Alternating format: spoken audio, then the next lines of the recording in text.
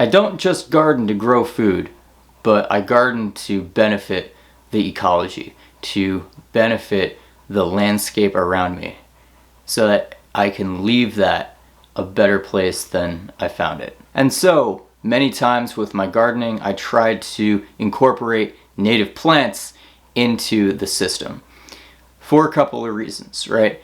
Number one is that these native plants can also attract beneficial insects, which are also naturally or natively in the area, right? This is how the system was set up and has been designed, and it's been running for a very long time. And secondly, also these native plants are also naturally adapted to the landscape that they originate from, right? Those genetics, how the plants express themselves, how they survive in those climates and those regions, is tried and true. Nature has essentially bred those plants to grow in those specific areas, right? So these plants are going to tend to be a lot more durable, a lot more tough, a lot more hardy, especially when adverse conditions arrive. So the native food plant that I want to talk about today is called the woolly bean, or Strophostyles helvola. So this plant is native to North America. Of course, it's an annual, right? So that means that it only grows for 1 year. Now, of course, the seeds are reported to be able to be used like beans. Even the immature pods can be picked and used similar to green beans. Not only are the seeds useful to humans, but various birds can also be attracted to the seeds as well. And so different mammals, such as deer, may also browse the foliage. So if you have plants and if you have deer, you might want to be mindful of where you plant and how you protect these bean plants. So the plant produces purplish to pinkish flowers, and it is highly attractive to various pollinators, especially some native leafcutter bees such as Megachile integra, which is commonly seen to be a specialist pollinator for this plant, right? So specialist would essentially mean that this bee specifically looks for the woolly bean and a very select few of other species of plants to get its pollen and nectar from. And that's another reason why this woolly bean plant is so important to the ecology, to the ecosystem. So additionally, I'm not entirely sure if this specific species of Strophostyles, of this woolly bean plant, if it produces extra floral nectaries, such as on the surface of its leaves. Some other plants in this genus, right, the Strophostyles, may actually do that, but I'm not sure if this particular species does or not. And so basically an extrafloral nectary is where a plant will produce nectar not just in the flowers, but actually on the leaf surface or on other parts of the plant. And so one of the reasons why a plant might do this is to actually attract other beneficial insects, such as certain types of beneficial flies, wasps, like parasitic wasps, that will actually either parasitize or predate any pest insects that might try and attack the plant. So it's actually recruiting insects as its natural defense system. And that's why extrafloral nectaries can be so important and so beneficial. So I want to mention that this plant is a vining plant, right? And it will entwine around other plants or a fence or whatever type of support system that you have, and it will grow up that and then produce its flowers and seeds. So it's good to make sure that you have some type of support in place, whether it's some type of trellis, fencing, or certain plants that can support the growth of this vining plant. So this species of woolly bean also has another closely related species by the name of Strophostyles umbellata, which is actually a perennial. I don't have any seeds of this particular plant though, but I'm keeping it in the back of my mind because I think it would be a really cool thing, a really cool plant to be able to have and grow, because that way you don't have to plant it every single year, right? You can plant a bunch and then it might come up for, a few years or so before you have to replant. And also that would be less soil disturbance as well, so that you get more mycorrhizal fungi, more of these beneficial organisms in in more of an undisturbed habitat, which is ideal. And the Strophostyles umbellata, or the perennial woolly bean, is of course a native to North America as well. The protocol that I went through in terms of germinating this plant, the Strophostyles HELVOLA, is very similar to how I germinated the thicket bean, right? The perennial bean. I did a video on that last year.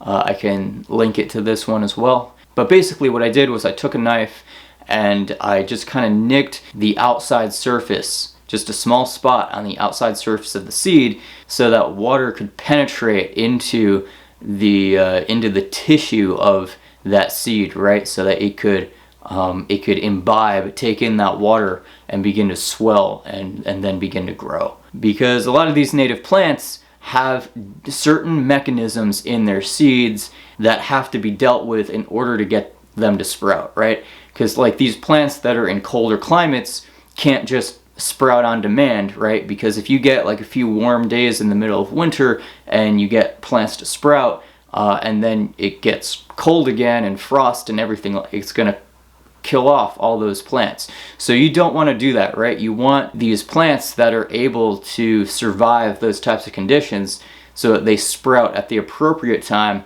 and they don't get killed off by inclement weather. That's why these plants are naturally adapted, again, to the native natural environment in which they originated, right? You don't want to nick the side of the seed that has the hilum on it, right? Right, that's where the root or the radical of the root is going to come out. And that's kind of where the plant is going to begin a lot of its growing, right? So you want to do the opposite side. So that little like belly button type thing on the side of the seed, that is the hilum, and you want to avoid that. Once those seeds swelled and imbibe that water, then I put them in pots, right? And I planted them indoors so they could just sprout and I didn't have to worry about cold weather or anything like that. And also, by the way, I started germinating these seeds back in early April. Right, this is kind of like a zone 6A/7 climate, so I don't want to start the plants too early and then they get root bound or you get transplanting difficulty. I don't want to start them too late too, because then it's going to be harder to transplant, right? And the plants might be very very fragile.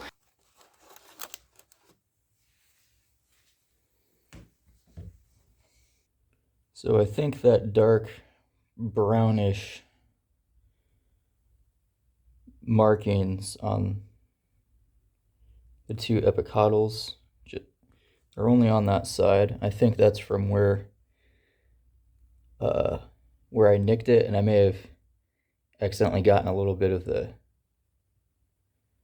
plant tissue, but not enough to really damage the plant or anything like that. That didn't show up on all of them. It only showed up on a few. So I'll just have to try to be a little bit more careful next time. We can also see that with these woolly beans, all 9 of them germinated. The ones that were nicked and then soaked, and then I planted them.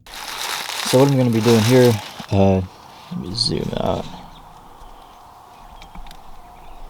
is along this row, which goes on for probably 40-50 feet.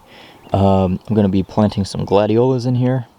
It's right up against a fence in the garden that I have been training blackberries up, and so I'm going to see if I can use as a tool of support to hold up the gladiola flowers as they send up their stalks.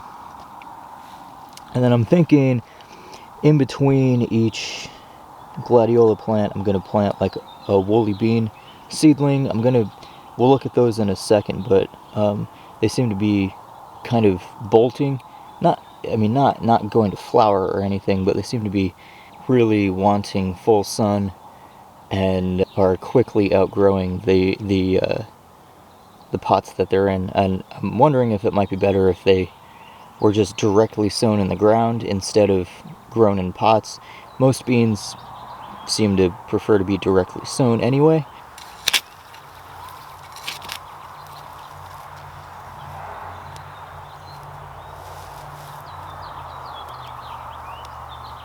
Like I said, I'm going to be planting the woolly bean seedlings in between. These might be kind of close together. They might occupy different root zones, so it might be okay. And then I have some holes up there too. They're a little further spread apart, so it might give those woolly bean plants a little bit more space if that's necessary, but we'll see how this goes. Alright, so these are the woolly bean seeds. These woolly bean seedlings do seem to be really stretching out, trying to find that sun.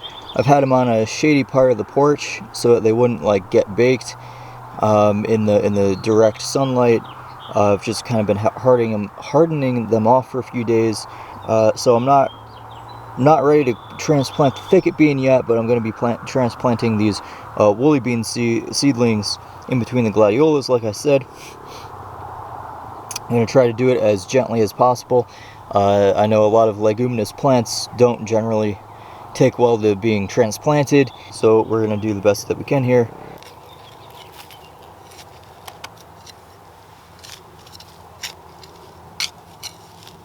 And it's supposed to get down to about 45, 46 degrees tonight. Hopefully these guys will be alright. They've been hardening off for a few days on the porch, like I said, so hopefully the shock won't be too bad.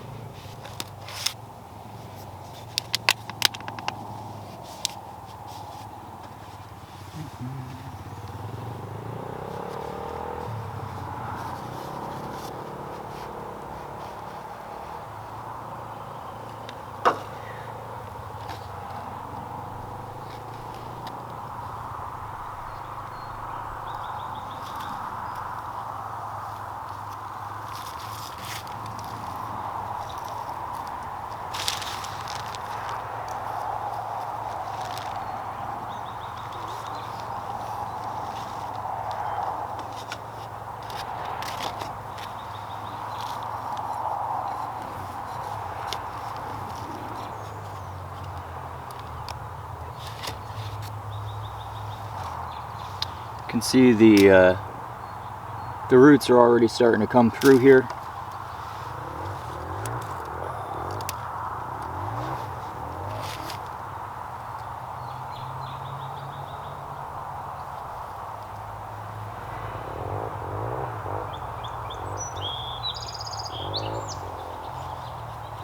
Overall, these guys seem to be doing pretty well. This is the next day after transplanting. Bright and sunny. These guys are looking pretty good. This one in particular has the leaves kind of folded up a little bit. Might be going through a little bit of transplant shock, a little bit of drought stress. But like these next two look pretty solid. So I may try and give this one a little bit of shade, maybe put like a bucket in front of it or something like that to kind of shade it out for the hot part of the day.